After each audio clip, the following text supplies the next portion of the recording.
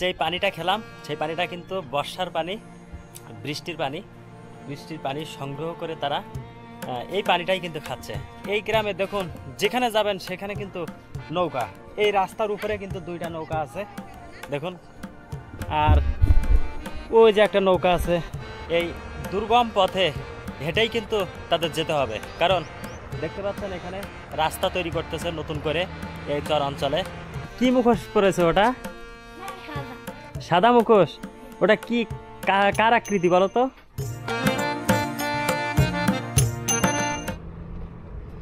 আসসালামু আলাইকুম।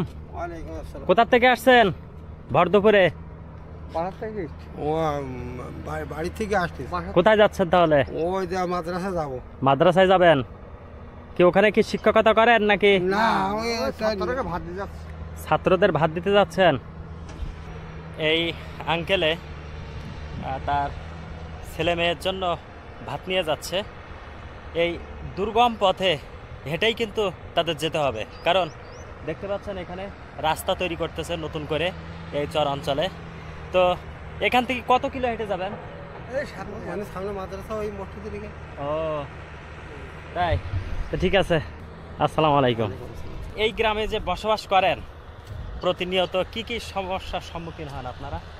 ও বেশি হচ্ছে বাঘের। বাঘের? হ্যাঁ। বাঘ কি আসে এই এলাকায়? এলাকা এখনো জঙ্গল দিচ্ছে আমাদের। মানে জঙ্গল যেতে হয় বলতে? ওই জঙ্গল দিতে কাঁকড়া মারতে দিতে।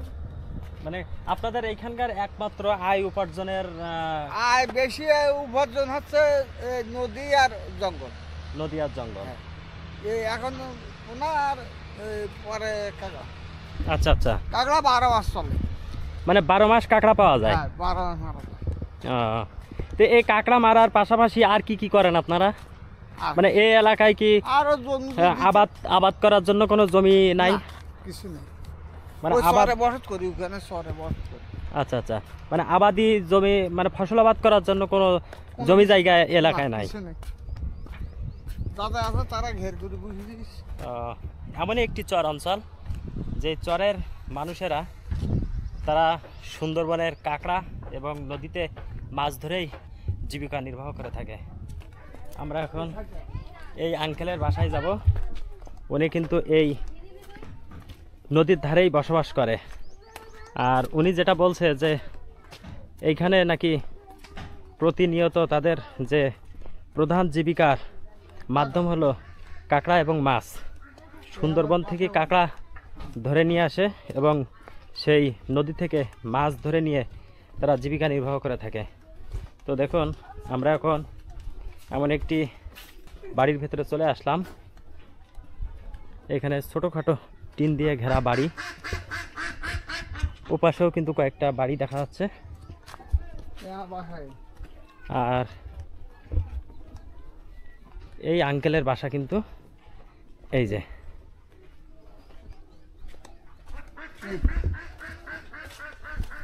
এই যে আমরা এখন চলে আসলাম আঙ্কেলের বাসায়। দেখুন শুধু পানি খাবো এক গ্লাস। মানে গ্রামের মধ্যে এসে যে এরকম একটা পরিবেশ পাবো আসলে কল্পনাই করতে পারেনি। দেখুন, এই তুমি মুখে কি দিছো? এদিকে আসো, আসো আসো আসো।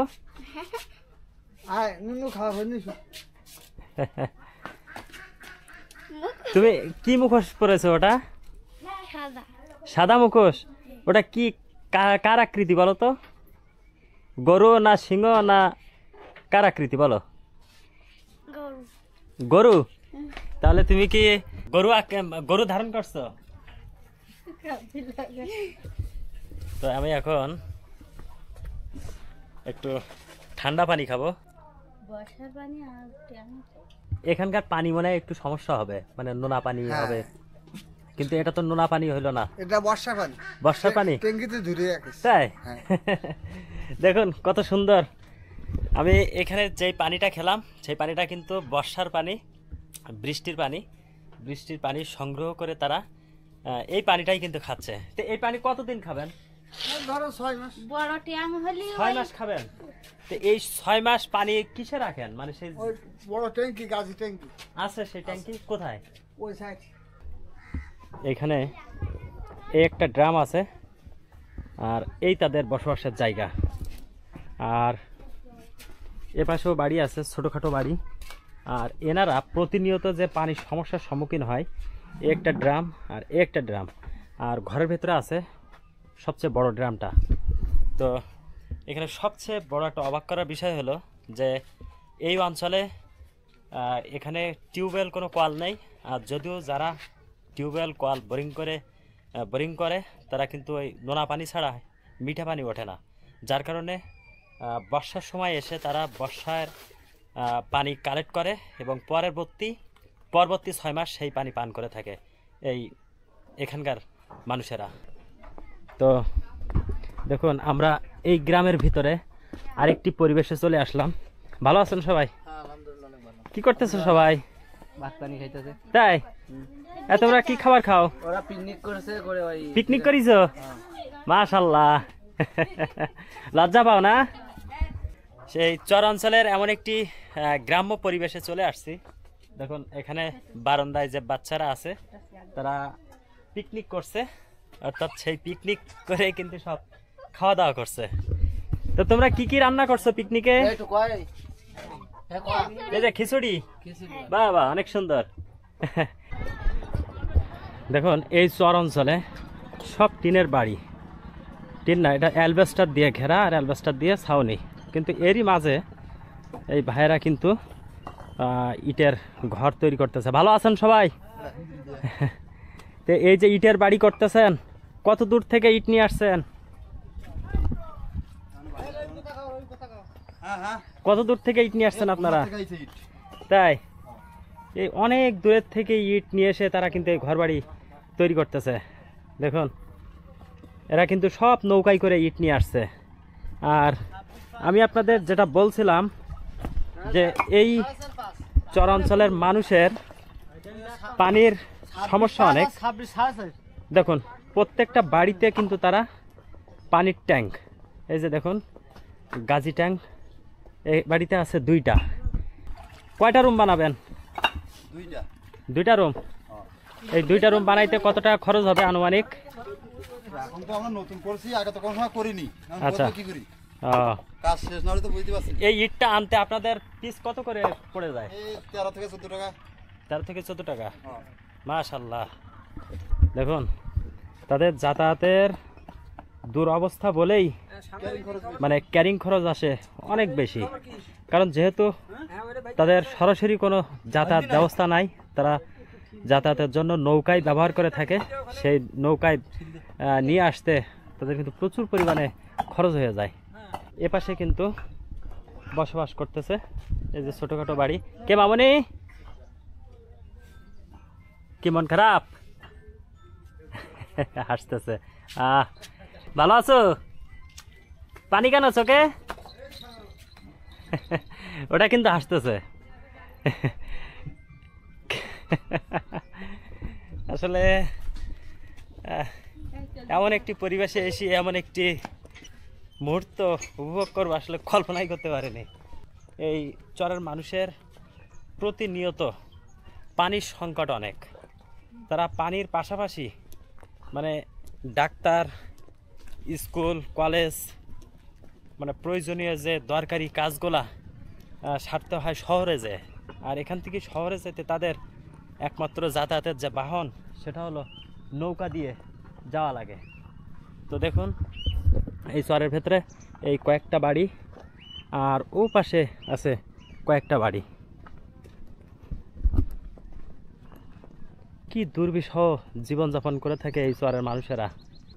তোমার মাথায় কি ওটা? বালি। কোথায় নিয়ে যাচ্ছ মানা? বাড়িতে। কি করবা বালি দিয়ে? তা যাও। এই গ্রামে দেখুন, যেখানে যাবেন সেখানে কিন্তু নৌকা। এই রাস্তার উপরে কিন্তু 2টা নৌকা আছে দেখুন।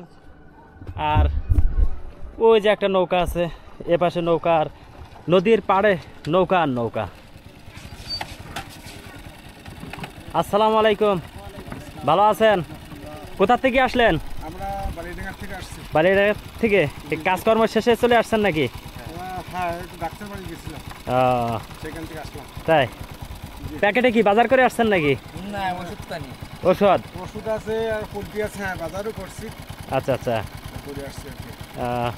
এই তত্ত্ব রোদে মানে আসলে তো এই আমাদের যে এলাকা, আচ্ছা এই এলাকা হলো একেবারে আপনার সেই কি বলে জনপদার্থ এলাকা, আচ্ছা আচ্ছা। বুঝছেন? খুব কষ্ট, এখানে চলাফেরা খুবই কষ্টকর। হ্যাঁ হ্যাঁ হ্যাঁ। আর এই খোলা আকাশের নিচে আমাদের প্রায় বসবাস চলাফেরা, আর আমাদের এই নদীর উপরে জীবিকা নির্ভর করে, আমাদের জঙ্গলের উপরে সব সরকারি জীবিকা নির্ভর করতে, আচ্ছা আচ্ছা হ্যাঁ। এই নিয়ে আমাদের জীবন। তো বন্ধুরা দেখুন, আমি যেটাই বলছিলাম আমি আপনাদেরকে, যে এই গ্রামের মানুষেরা তারা কিন্তু নদী নির্ভর জীবনযাপন করে থাকে। এর পাশে কিন্তু সুন্দরবন, আর এই সুন্দরবনে কিন্তু তারা অনেকটাই জীবিকা নির্বাহ করে থাকে সুন্দরবন থেকে। আর এই যে এখন এই তত্ত্বমাখা রোদে তারা কিন্তু দূর দূরান্ত থেকে তারা কিন্তু এখন প্রয়োজনীয় ঔষধ বাজারঘাট করে চলে আসছে। তো ভালো লাগছে, ভালো থাকবেন।